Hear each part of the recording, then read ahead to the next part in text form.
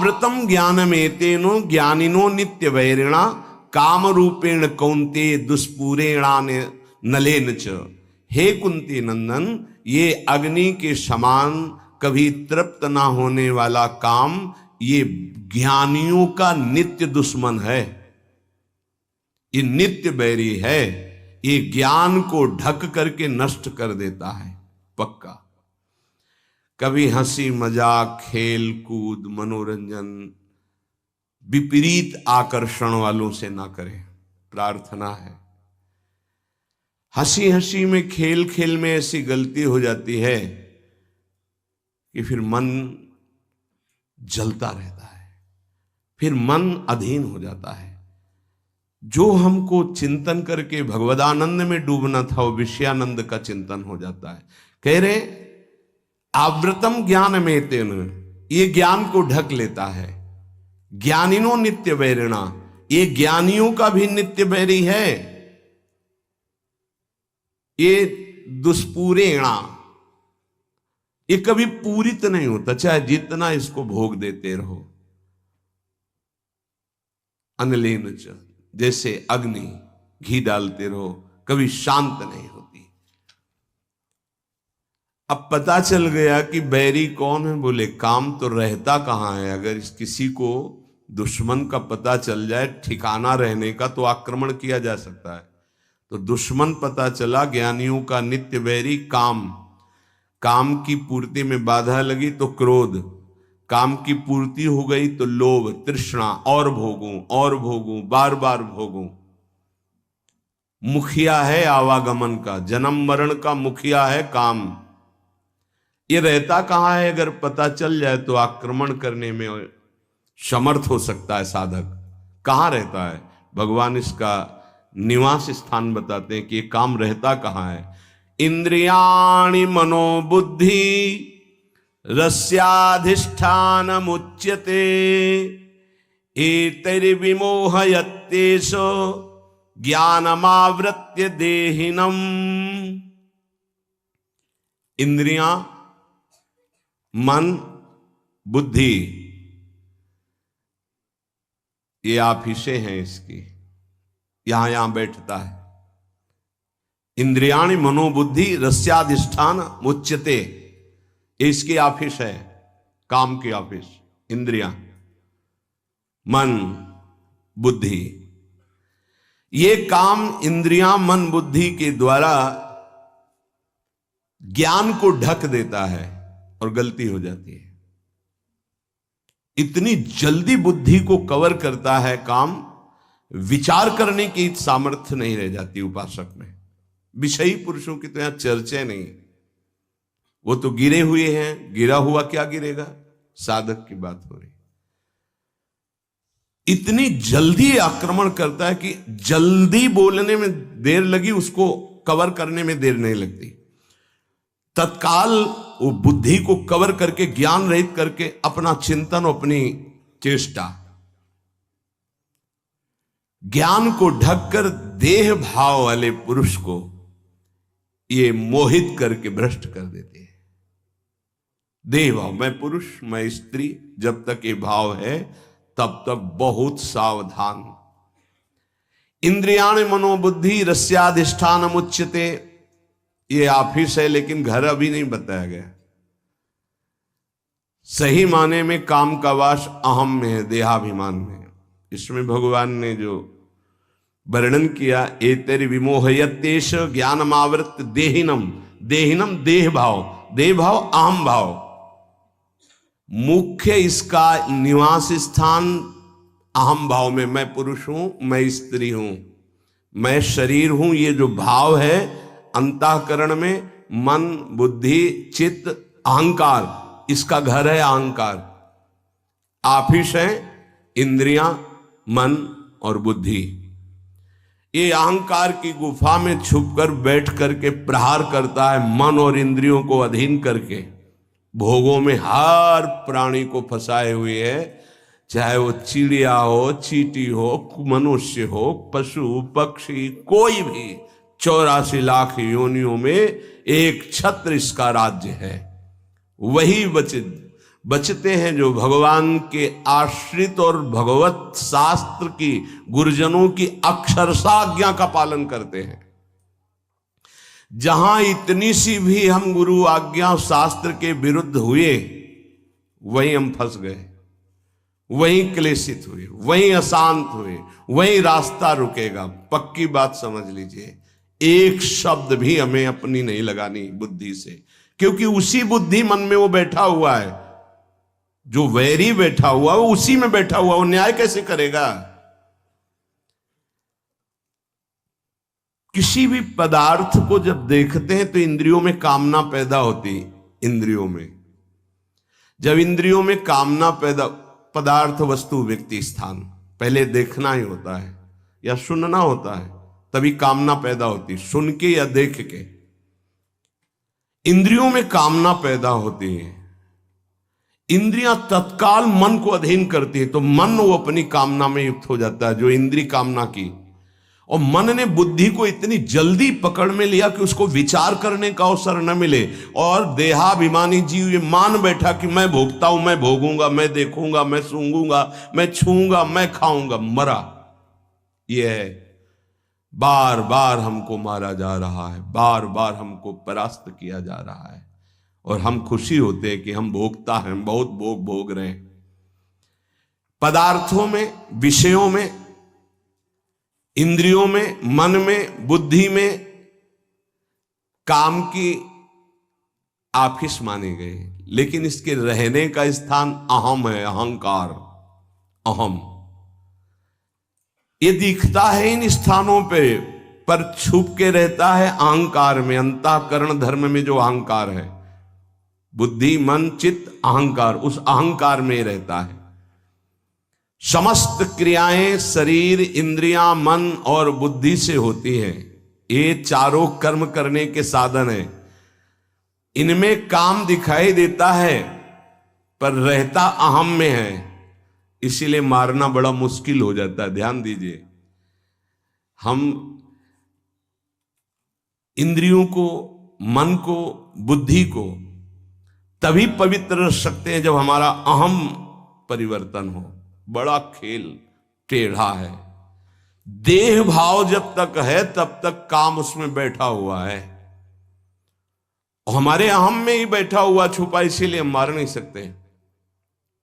जब हम हटे तब घर में दिखाई देगा कि अहम के घर में काम बैठा है। हटे कहां? इस अहम को जब प्रभु के चरणों में, गुरुदेव के चरणों में दिया। बहुत नीच है मन, बहुत नीच है। एक नहीं सुनता शास्त्र की बात, गुरु की बात, मन मानी कर बैठता है, फिर पश्चाताप करता है, फिर जलता रहता है, फिर रोता रहता है, फिर अवसर आता है, फिर वही करता है, बार बार ये क्यों कर पा। और वो सोचता है किसको मारूं, भोजन न पाऊं, पानी न पीऊं, अपने को पीटूं, क्या करूं। ये साधक की बातें हैं। क्या करूं? अब वो सुरक्षित बैठा है, आसन लगाए अहम में। अब आप बाहरी है, दंड देते रहो, पानी न दो, भोजन न दो, आप मानो कुछ नहीं होना उसको।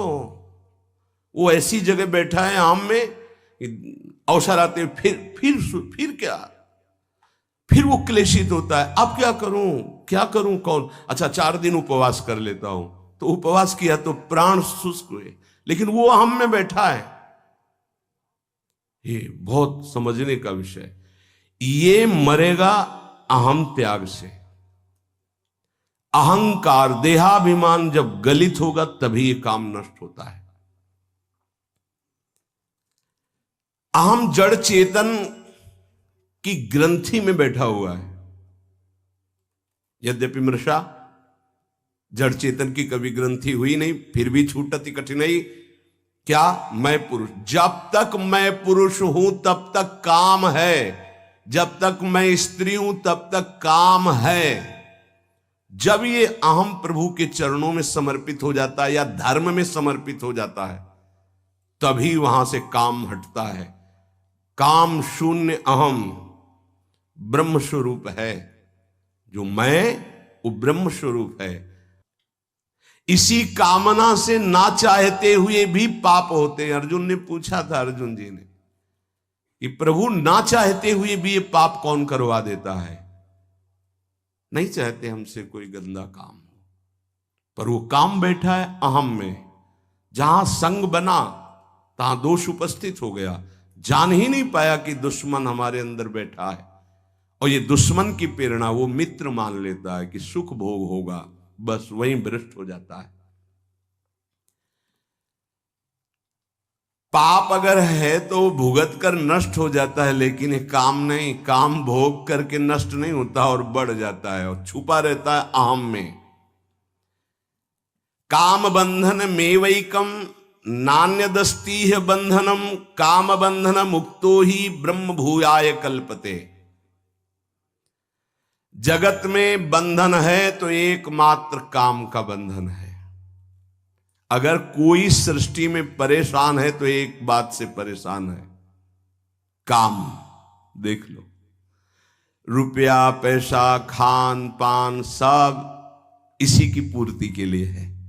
काम, कामना, वासना, बंधन एकमात्र इसी काम का, दूसरा कोई बंधन नहीं है। काम बंधन में वैकम नान्यदस्ती बंधनम काम बंधन मुक्तो ही ब्रह्म भूयाय कल्पते। जैसा अभी वर्णन किया कि जहां देह भाव में जो काम बैठा है हटा, तो जो मैं है वो शुद्ध ब्रह्म है। ब्रह्म भूयाय कल्प, तत्काल वो अपने ब्रह्म स्वरूप को प्राप्त हो गया। इसीलिए कहा गया है कि जाहि न चाही कबहु कछु तुम सन सहज सने बसौ निरंतर तासुर सुराउर निजगे। बस एक प्रार्थना है, अगर मान लोगे तो निकल जाओगे। अगर आप विपरीत शरीर का संग नहीं करोगे, विपरीत दर्शन और संभाषण नहीं करोगे, तो स्फुरणा होगी, खत्म हो जाएगी, आपको कोई परेशान नहीं कर पाएगा, निकल जाओगे आप। अगर विपरीत आकर्षण का आप संग करेंगे, दर्शन करेंगे, संभाषण करेंगे, तो चाहे जितने प्रवीण विद्वान ज्ञानी संयमी हो, आपको पतित होना पड़ेगा। शब्द लिख लीजिए, यह शास्त्र सम्मत अनुभूत बात है। हम भूख को सह सकते हैं, लेकिन हमारे पास भोजन रखा हो, अगर ब्रह्म प्राप्त हो गया है तब तो कोई बात नहीं। अगर देह भाव है फिर भूख को नहीं सह सकते। आप बैठे हो, आपके सामने भोजन रखा, नहीं नहीं नहीं नहीं, कितनी बार कहेंगे नहीं नहीं, एक बार टूट पड़ेंगे और सब पा जाएंगे। बस ऐसे ही सारे भोग हैं। संसर्ग दोष से बच गया उपासक तो जीत गया। कभी भी कहीं भी किसी से भी प्रार्थना है, चाहे यंत्र से हो, चाहे शरीर से हो, या चाहे किसी ग्रंथ पंथ किसी से भी हो, हमें बहुत सावधान रहना है, संसर्ग नहीं होने देना। कुछ ऐसे पुस्तिकाएं हैं जिनको पढ़कर आप भ्रष्ट हो जाएंगे। कुछ ऐसे दृश्य हैं, कुछ ऐसे व्यक्ति हैं, कुछ ऐसे संसर्ग हैं, बहुत सावधान।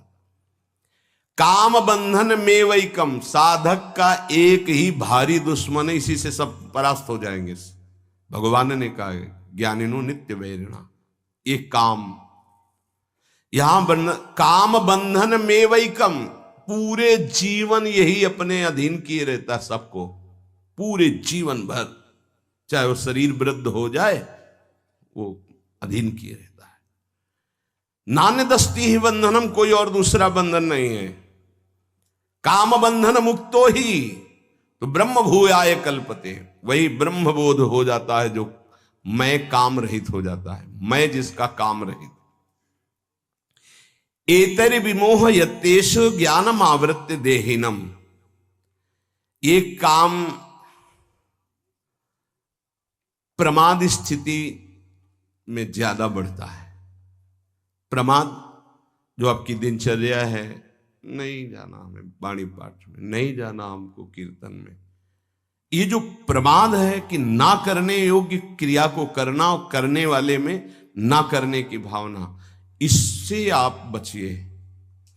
आप अपनी दिनचर्या को बिल्कुल ब्रह्म मानिए, आप जीत जाएंगे, पक्का जीत जाएंगे। आपकी दिनचर्या टाइम टू टाइम कई वर्ष लगातार चले, फिर आप देखना रंग आ जाएगा आप में।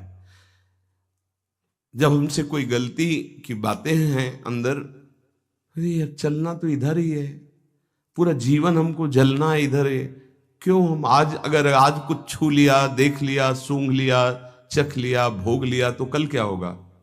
आखिरकार जलना तो पूरे जीवन है ना, तो हम थोड़ा और जल लेते हैं, फिर शांति के मार्ग में आगे बढ़ जाते हैं विचार के द्वारा। नहीं चाहिए।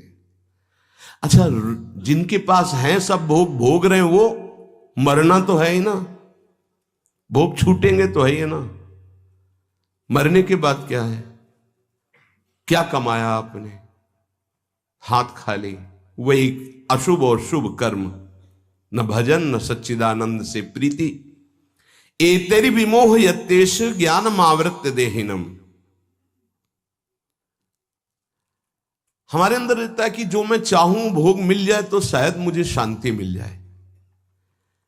तो जो काम क्रोध को प्रकट करके मूढ़ता पैदा कर देता है और नाश कर देता है, कामा संजायते क्रोधा, क्रोधा स्मृति विभ्रमा, स्मृति भ्रंशात बुद्धिनाशो, बुद्धिनाशात प्रणश्यति। तो यहां रागात कामा प्रभवति, कामा लोभो भी जायते, लोभात भवति सम्मोहा, सम्मोहात स्मृति विभ्रमा, स्मृति भ्रंशात बुद्धिनाशो, बुद्धिनाशात प्रणश्यति। जो काम और क्रोध से हुआ वही काम की पूर्ति लोभ से वही हो गया। विनाश दोनों में होना, काम के द्वारा कभी लाभ नहीं मिलना, चाहे भोग के और या सह के निकल गए तो पार, अगर भोग के तो दो दोष पैदा होंगे, एक क्रोध और एक लोभ। काम की पूर्ति न होने पर जलन और क्रोध, और काम की पूर्ति होने पर जलन और लोभ। जलन होगी तृष्णा और भोगने की, और लोभ प्रवृत्ति बढ़ती चली जाएगी, वो मूढ़ता छा जाएगी। ये देहाभिमानी पुरुष को ही विशेष सताती है। भगवान ने कामना से क्रोध उत्पन्न कहा है कि कामात क्रोधो भी जायते, क्रोध से मूढ़ता की बात कही है। ऐसे ही क्रोधात भवति सम्मोहा। ये सब वर्णन करने में बहुत देर होती है, एक सेकंड में मूढ़ता तक पहुंच जाती। स्मृति भ्रम में पड़ गई, मूढ़ता छा गई, लगा कि भोगने में सुख है। तात्पर्य, काम साधक का जीवन नाश करने वाला सबसे बड़ा दुश्मन है। गृहस्थी में धर्मयुक्त काम को भगवान ने अपना स्वरूप आगे विभूतियों में बताया, वो भी संतानोत्पत्ति मात्र के लिए। कामना उत्पन्न होने पर पहले इंद्रियां हरकत में आती हैं।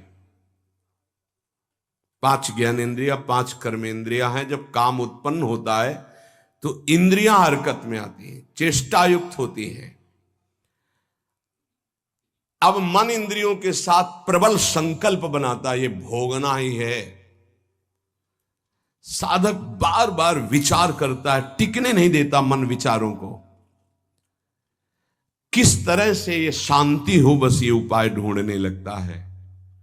बुद्धि उपाय बताने लगती है, ऐसा करो तो शांत हो जाओगे, ऐसा करो तो शांत हो जाओगे। सत नहीं, असत, क्योंकि काम ने पकड़ रखा। कामना पहले इंद्रियों को संयोगजन्य हरकत में लाती है, फिर सुख प्रलोभन बुद्धि में जागृत होता है, और बुद्धि अधीन हुई तो न्यायाधीश से विचार बताने लगती है, ऐसा करो ऐसा करो। और वो साधक जो है समझ नहीं पाता कि मैं जाल में फंस गया। वो देहाभिमानी साधक, उसका निर्णायक बुद्धि ज्ञान से रहित हो गई, काम के अधीन हो गई। वो उसे मोहित करके पतन के गड्ढे में डाल देता है। एतरि विमोह यत्तेष ज्ञान मावृत्य देहिनम, गड्ढे में डाल दिया। अब उठते बैठते चलते फिरते काम का चिंतन, बस जो आए थे भगवत चिंतन को, पूरा चिंतन लूट लिया। मनुष्य परमात्मा प्राप्ति किए बिना शरीर को संसार के भोगों में यदि खो देता है तो भगवान उसे जल्दी मनुष्य शरीर नहीं देते हैं। जैसे 100 रुपया मिला हो, आप बढ़िया सही जगह खर्चा किए तो पिता 1000 रुपया दे देगा। 1000 सही जगह खर्चा किए तो 1 लाख का अधिकार। तुम्हें मनुष्य शरीर सबसे श्रेष्ठ शरीर मिला और तुमने अपना परम पद प्राप्त करने का लक्ष्य न बनाकर वही भोगों में लगे जो पशु पक्षी सब भोग रहे हैं।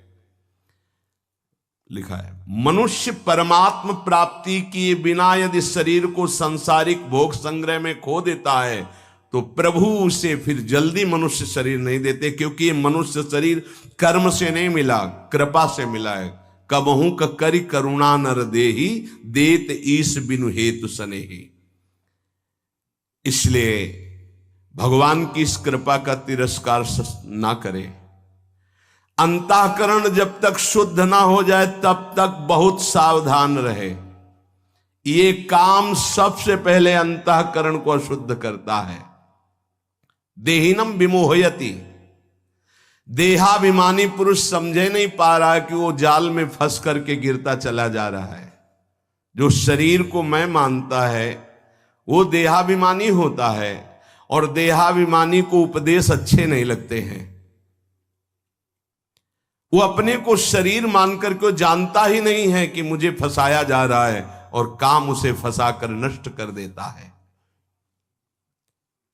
तस्मात् त्वमिन्द्रियाण्यादौ नियम्य भरतर्षभ, पापमानं प्रजहिहेनं ज्ञान विज्ञान नाशनम। काम का प्रभाव बताया, उसके निवास स्थान को बताया। अहम में रहता है, आप इसे उसकी इंद्रिया मन बुद्धि ये है। भगवान कह रहे हैं तस्मात् त्वमिन्द्रियाण्यादौ नियम्य भरतर्षभ। इसलिए भरतवंशियों में श्रेष्ठ अर्जुन, तुम सबसे पहले इन इंद्रियों को वश में करो।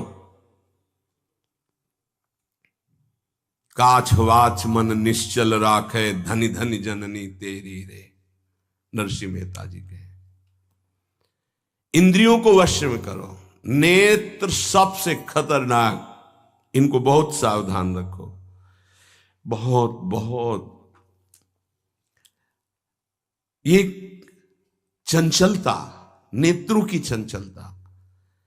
भगवत चर्चा हो रही तो हो सकता है शब्द ना सुन पाओ, लेकिन विषय चर्चा हो रही है तो आप 10-5 हाथ दूर होगे तो भी श्रवणेंद्री पकड़ लेगी क्या बातें हो रही। निंदा स्तुति विषय चर्चा, इंद्रियों को शासन में रखो, इंद्रियों को वश में करो, क्योंकि ये ज्ञान विज्ञान का नाश करने वाले महापापी काम इन्हीं के वशीभूत होकर तुम्हें नष्ट करते। मार डाल इस पापी को। भगवान कहे पाप मानम प्रजहिहेनम ज्ञान विज्ञान नाशनम, मार इस काम को नष्ट कर। तस्मात् त्वमिन्द्रियाण्यादौ नियम्य भरतर्षभ। ये महाभारत सबको लड़नी पड़ेगी, ये महाभारत है, सबको लड़नी पड़ेगी। अगर आपको अपने स्वराज्य सिंहासन पर बैठना है, मुक्त होना है, तो ये युद्ध स्वीकार करना पड़ेगा, ये चुनौती स्वीकार करनी पड़ेगी। भगवान कह रहे इंद्रियों को वश में कर, ज्ञान विज्ञान का नाश करने वाले इस महापापी काम को अवश्य बलपूर्वक मार। भगवान आदेश कर रहे हैं पाप मानम प्रजहिहेनम ज्ञान विज्ञान नाशनम, तस्मात् त्वमिन्द्रियाण्यादौ नियम्य भरतर्षभ। इसलिए पहले इंद्रियों को काबू करो। रसेंद्रिय से शुरू करो, मुख्य द्वार। ये ज्यादा रजोगुणी भोजन पाने पर ये चंचल होती। जब ये चंचल होती तो हर इंद्रियों में चंचलता। इसको संभालो। उचित आहार, सात्विक आहार, कम स्वाद वाला आहार, बच जाओगे।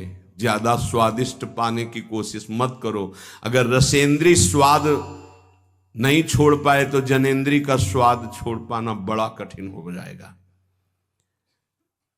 इंद्रियों को विषयों में संयोग मत होने दो। भोग बुद्धि से प्रवृत्त ना करो। केवल जीवन निर्वाह बुद्धि से प्राण पोषण के लिए पहले यहीं से शुरुआत करो। रसेंद्री से प्राण पोषण के लिए अन्न जा रहा है, स्वाद के लिए नहीं। आप नहीं हो भोक्ता, ये रसेंद्री का है, इतनी जबान में रखी गई पूरी बात।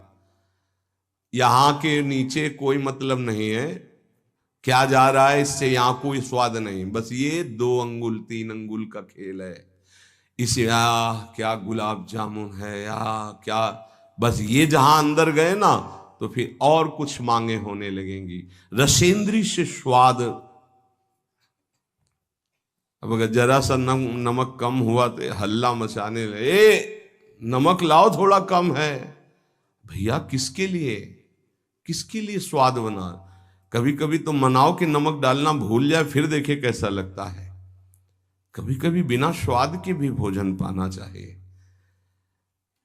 हाँ ऐसा करो, मन चंचलता रहित हो जाए, इसके लिए सात्विक भोजन करो, अच्छे अच्छे पदार्थ इसको दिखा दो। हाँ जैसे आज साधु सेवा भंडारा ऐसे जैसे होता है कभी ऐसा उत्सव आदि में तो दिखा गुलाब जामुन, जब परोसने आवे तो क्यों आज थोड़ा उधर ऐसे बस दिखा, और वो जले गए, हाँ बोल दो अंदर से हाँ गरम गरम धुआं उठता हुआ समोसा, हरी चटनी, लाल चटनी और वो सेवई नमक वाली, हाँ ऐसे। अब ये खा के तुम ध्यान करोगे किसका, अब ये निर्णय तुम करो। ये चीजें खा के तुम ध्यान करोगे, प्रभु का तो ध्यान होने वाला नहीं। सात्विक भोजन पाने से हमारे अंदर भजन की वृत्ति बढ़ती है, और रजोगुणी तमोगुणी भोजन पाने से भोग वासना बढ़ती है, निद्रा प्रमाद स्थिति आती है। बिल्कुल सच्ची बात समझो, ये 3 गुणों से हर सामग्री बनी हुई। इसीलिए संतों ने निर्णय किया आप ये पा सकते हैं, ये पा सकते हैं, ये पा सकते हैं। खूब अनुभूति विषय है, इसलिए मना किया गया आप ये नहीं पाएंगे। क्यों नहीं, भगवान ने तो सब कुछ बनाया है पाने के लिए, तो पाने के लिए भी बनाया है, तो फिर और व्यवस्था भी भगवान ने बनाई है। रौ रौ नरक, अंधतामिस्त नरक, ये भी भगवान ने बनाए हैं, तो इनका भी स्वाद आप लीजिए। सावधान, शतोगुणी भोजन संयम पूर्वक पाइए, नाम जप करते हुए, और इतना कि बस लगे कि हाँ थोड़ा वजन लगने लगे कि हाँ हो गया, बंद कर दो, शाम के फिर पा लेना। कोई तुम्हें तो ये है नहीं कि पता नहीं मिले कि ना मिले, कै दिन मिले कै दिन ना मिले।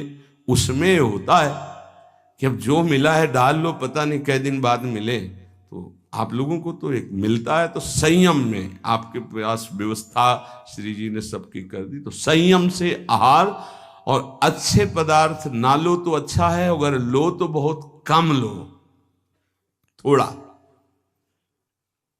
खीर हटाओ और सब कुछ अब पीने दो, तो वो मन, खीर में नुकसान नहीं है, गुलाब जामुन में नुकसान नहीं, वो जो मन को बढ़ावा मिला रसेंद्री के द्वारा, अब वो इतने में तृप्त नहीं रहेगा, वो और इंद्री को लेकर के भ्रमण करवाएगा हमको।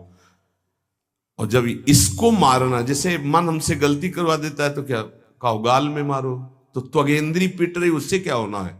इसको कैसे मारा जाए, इसको ऐसे मारा जाता है, ऐसे जैसे गुलाब जामुन।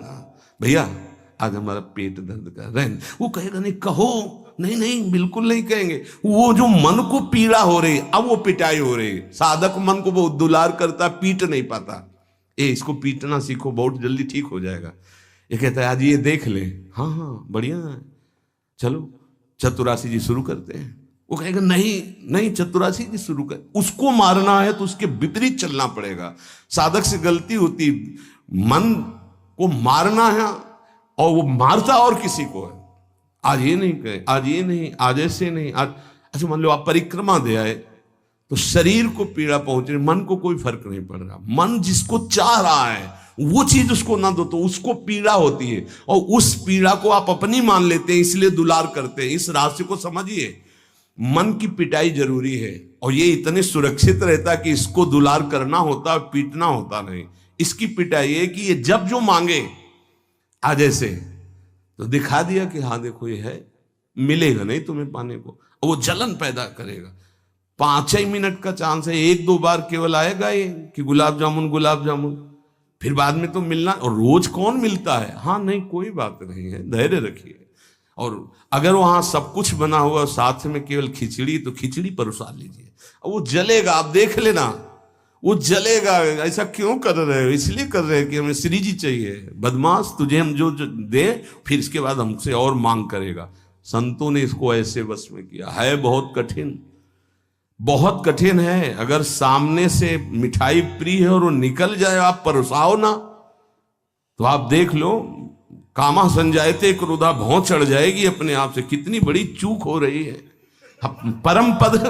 परम पद फीका लगेगा, गुलाब जामुन मीठा लगेगा। ये बहुत बेईमान है। आप इस बात से समझ, मतलब सावधान रहें कि इसकी चाल में ना फंसे। इसकी पिटाई जरूर करनी है। मन कहां से पीटा जाता है? इसकी मांग को ना कर दो, बस इसकी पिटाई शुरू हो गई। ये कह रहा है ये चाहिए, उसके विपरीत नहीं। अब वो जलेगा, जलेगा, पवित्र हो जाएगा। और उसने मांगा, वो आपने दे दिया, अब वो और मांग रख देगा, वो आपको परेशान कर। तस्मात् त्वमिन्द्रियाण्यादौ नियम्य भरतर्षभ।